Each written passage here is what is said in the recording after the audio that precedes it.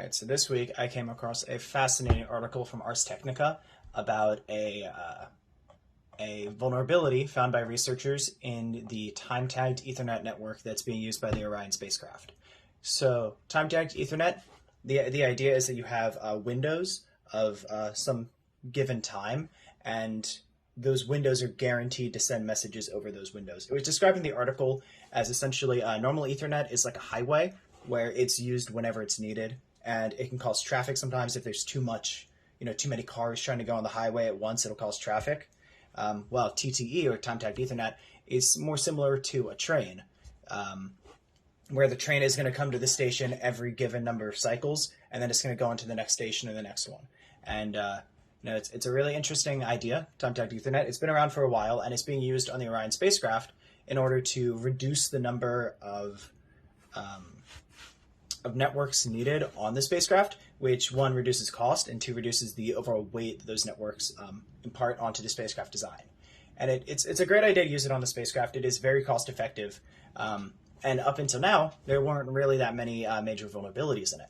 So what the researchers found, without going too much into it, because it is a pretty involved attack, essentially, if an attacker is sitting there and able to listen to one of the nodes, one of the train stations, essentially, they can listen for the packets that are going by, and they can find two specific values. They can find a critical traffic marker and a virtual link ID. So these are two different values. They're not super hard to find. I think there's like 1 billion different critical traffic markers and like 4,000 different virtual link IDs, which for a computer isn't that many. Not that hard to parse that out. So you take those two values and you put it in your packet that you're sending through this. It's just a standard router. It's a TTE router, a time-tagged Ethernet router, but you put it in there where the MAC address would normally go, and it turns it into what's called a PCF frame, or a protocol control frame. And this is something that's normally just kind of whatever. It's not considered high priority when it's going through these.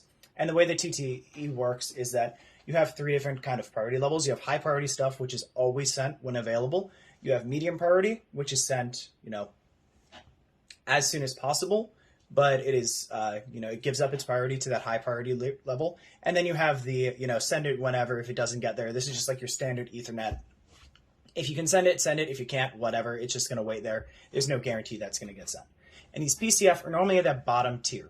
They have, they're sent if there's space to send them, but otherwise it kind of just forgets about it. What the researchers found, though, is that when this is sent by the original router, if you hit the router with electromagnetic waves, you can strip off the outside, the header of that frame of that PCF, and now the routers that get it think, oh yeah, this is mission critical. This has to go through.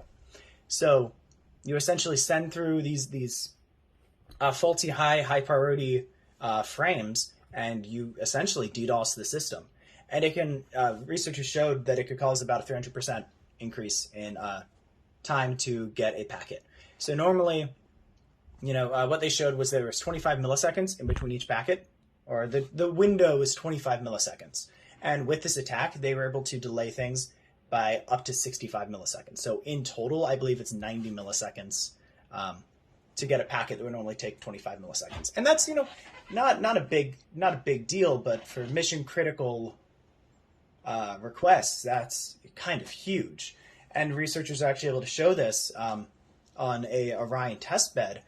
They had a sample mission where you had essentially you had astronauts in the Orion capsule and on the Orion test bed, but simulating the Orion capsule docking with another spacecraft. And when unaffected, 100% of the time they were able to do this mission no problem. But when they started getting hit with the PCF, or it's actually called the PC spoof, by the way, is the name of the vulnerability. But when they started getting hit with the PC spoof vulnerability, all of their requests were delayed by upwards of 65 milliseconds, and they just didn't have the fidelity necessary in order to control the spacecraft and dock, and they weren't able to dock with this robotic spacecraft. And it's terrifying to me, honestly, because you have this downstream piece of network that's affecting somebody in space, their ability to control. Because now these requests coming from downstream, from Earth, these terrestrial requests, are at the same priority level as manual inputs from an astronaut in the spacecraft in orbit trying to make adjustments or what have you. That's just insane. Now the researchers did sponsor a couple, or they offered up a couple of solutions to handle this, which is awesome. A couple of ways to handle this, like shielding the routers so you can't hit them with electromagnetic waves. Kind of a pretty no-brainer, pretty big no-brainer. Also checking the MAC address field to make sure it hasn't been tampered with, things like that. So pretty basic ideas. So it's not guaranteed this is going to happen in any mission or it's going to be used. And also they did go through the process of responsible disclosure.